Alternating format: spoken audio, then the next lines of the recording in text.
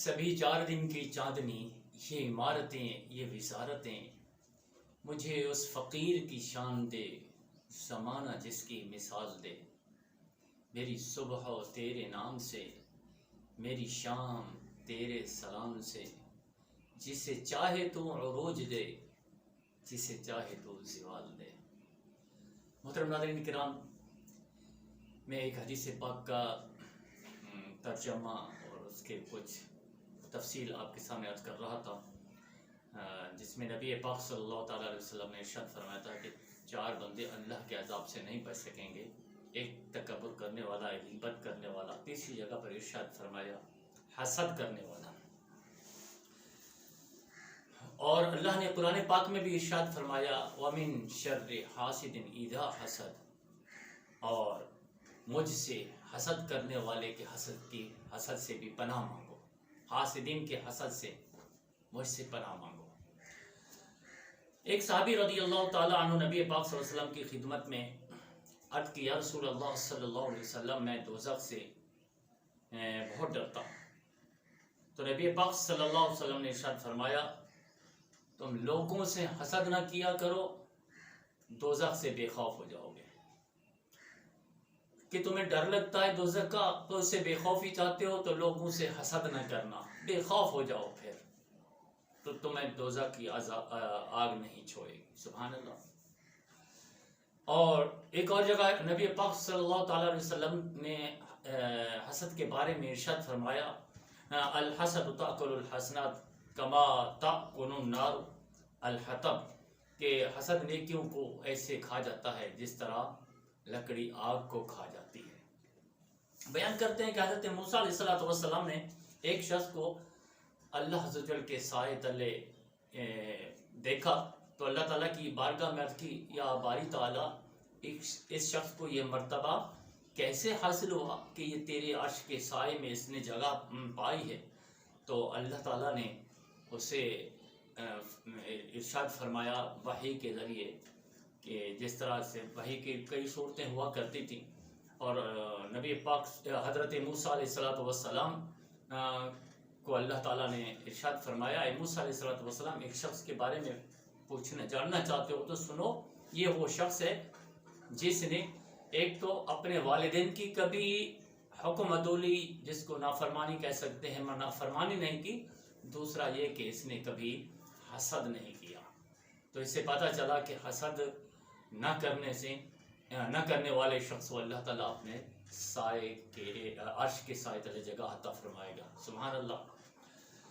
حدیث شریف میں ہے 6 قسم کے لوگ جہنم میں ڈالے جائیں گے، 6 قسم کے لوگ۔ اس میں سے پہلا ظالم حکمران اور افسران، یعنی دوسرے لفظوں میں عرض کرتا چلوں، جس طرح آج ہمارے ملک پاکستان کی، میں اپنے ملک پاکستان کی بات کروں، آج ہمارے حکمرانوں کا رویہ ہے ظالمانہ رویہ ہے، ہمارے افسروں کا جو رویہ ہے وہ بھی ظالمانہ ہے۔ ہاں، یہ لاکھوں روپے تنخواہ، یعنی یہ سمجھیے یہ وہ لوگ ہیں جو ہمارے ملک کے اندر مراعات یافتہ ہے، یہ وہ طبقہ ہے جو لاکھوں روپے سیلری لیتا ہے، اور پھر لاکھوں کی سیلری ہوتی ہے تو کروڑوں کا یہ اوپر سے رشوت سے یہ پیسے، غبن سے یہ پیسے اپنے اکٹھے کر لیتے ہیں، جس کی وجہ سے آج ہمارا معاشرہ 2 طرح کے لوگوں میں تبدیل ہو گیا ہے۔ ایک وہ مراعات یافتہ، وہ غبن کرنے والے، ملک کو لوٹ کر کھانے والے، اور دوسرے وہ جو آج ہمارے وہ جو قطاروں میں کھڑے ہوتے ہیں راشن کے لیے اور اپنے گزارے کے لیے، یا وہ مزدور طبقہ ہمارا جو آج اس افسرانوں کی نااہلی کی وجہ سے آج پسا جا رہا ہے۔ نہیں تو ہمارے الحمدللہ ہمارے ملک میں کسی چیز کی کمی نہیں تھی، صرف یہ ہماری جو ہے نا یہ پالیسیاں اور یہ جو ہمارے حکمران، اور پھر یہ کہ سونے پہ سہاگا کہ آج کوئی کسی سے پوچھتا نہیں ہے کہ تو نے یہ پیسے کہاں سے بنائے، کیسے بنائے۔ اگر آپس میں کوئی پھڈا پڑ جائے تو ایک دوسرے پر اس نے اس کے اوپر کیس کر دیا، اس نے اس کے اوپر کیس کر دیا۔ اب یہ دنیا کا دکھلاوا ہے یا کچھ اور، لیکن حقیقت یہ ہے کہ کوئی کسی سے پوچھتا نہیں ہے، بلکہ کسی کو پتہ چلتا ہے کہ فلاں نے 1 کروڑ روپیہ غبن کی ہے تو وہ کہتا اچھا 1 کروڑ، میں تو اس سے بھی بڑا کھلاڑی ہوں، تو مجھے تو پھر 10 کروڑ مجھے غبن کرنا چاہیے. تو ایک دوسرے سے بڑھ جاتے ہیں. یہ ظلم کا رویہ ہے عوام کے لیے. تو یاد رکھیے ایسے افسروں کو، ایسے ہمارے حکمرانوں کو بروز قیامت گھسیٹ کر جہنم میں ڈالا جائے گا. ایک تو یہ لوگ ہیں. دوسرے وہ جو غیظ و غضب میں رہتے ہیں، ہمیشہ غصہ ناک پہ رہتا ہے. بڑوں کا ادب ہے نہ چھوٹوں پہ شفقت ہے. اس میں بہت قسم کے لوگ ہیں غیظ و غضب والے. جب بندے کو غصہ آتا ہے تو غصے میں وہ بہت اور بھی گناہ کرتا ہے.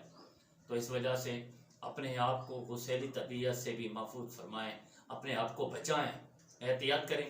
اور تیسرے وہ متکبر عمرا جو اپنے غرور میں بد مست رہتے ہیں، جنہیں ہر بندہ جو غریب ہے وہ چیمٹی کی طرح وہ اس کو نظر آتا ہے، اس لیے اس کو اپنے پاؤں تلے رونتے ہوئے آگے بڑھتے جاتے ہیں. اور چوتھے تاجر جو آج کوئی ذخیرہ اندوزی کر کے مال کما رہا ہے، کوئی ملاوٹ کر کے مال کما رہا ہے. تو اس طرح سے یہ بھی اصل میں کیا ہے، غریبوں کو لوٹنے کا لوگوں کو لوٹنے کا ایک طریقہ ہے. تو ایسے لوگوں سے بھی آج کل پوچھ نہیں ہوتی. بس فوٹو سیشن کے لیے ہمارے جو ذمہ دار ہوتے ہیں، میں نام نہیں لیتا، جو کون کس شعبے، ہر شعبے میں کوئی نہ کوئی ہوتا ہے. تو بس وہ اپنے اسی ذمہ داری کو، اپنے فوٹو سیشن کو پورا کروانے کے لیے کہ آج ہم فلاں جگہ گئے، لیکن حقیقت میں کوئی وہ عدل فاروقی نظر نہیں آتا، انصاف وہ نظر نہیں آتا جو ہونا چاہیے. اور پانچویں قسم کے جاہل لوگ، گنوار لوگ، بس وہ نہیں دیکھتے کہ سامنے حاکم ہمارا وہ شخص جس کو ہم حکمران کے طبقے میں لے کر جا رہے ہیں وہ ہے کیسا، بس اس کے پیچھے نعرہ لگا کر پیچھے آنکھیں بند کر کے چل پڑتے ہیں. انہوں نے اپنا حاکم بھی اچھا نہیں بنایا. اور اسی طرح خاص کر ہمارے علماء، اگر ہم ایک ہمارے ملکی معیشت کے ٹھیکیدار ہیں جو ہمارے حکمران بنے ہوئے ہیں، اور دوسرے ہمارے دین کے ٹھیکیدار بھی ہیں علماء، جن کو علماء سو بھی کہا جاتا ہے، اور جن کے اندر ہر قسم کی بیماریاں پیدا ہوتی ہیں، پھر بھی وہ اپنے علم کے غرور میں بدمست رہتے ہیں. اور بلکہ ان کے اندر علم نام کی کوئی چیز نہیں ہوتی، بس صرف میں ہی ہوتی ہے. اور جن لوگوں کے صدقہ و خیرات پر یہ پڑھ کر آگے آتے ہیں، ٹھیک ہے ایک طریقہ کار ہے، لیکن پھر بھی جب یہ مفتی بن جائیں اور اس طرح سے اللہ نے انہیں علم دے دیا، امام بن جائیں، تو پھر یہ لوگ ان لوگوں کے لیے، ان لوگوں کے پاس وقت نہیں ہوتا ان کی بات سننے کے لیے. اگر کوئی ان کے پاس آتا ہے تو یہی وہ لوگ ممبر پہ بیٹھ کے پہلے والے وہ فلاں عالم صاحب، فلاں رحمت اللہ علیہ، فلاں بزرگ، وہ بزرگ کیسے ہوئے کہ ان کے اندر کبھی تکبر نام کی چیز نہیں تھی، بلکہ عمل والا ایک جذبہ ہوتا تھا، خدمت والا جذبہ ہوتا تھا، دین کی خدمت. وہ لوگ وہ تھے جو اپنے لوگوں کے لیے اپنا وقت نکالتے تھے، لیکن اپنے معاشی حالات کو بہتر کرنے کے لیے انہوں نے اپنے کاروبار کیے ہوئے تھے. انہوں نے کبھی لوگوں کے مال کی طرف دیکھا نہیں تھا.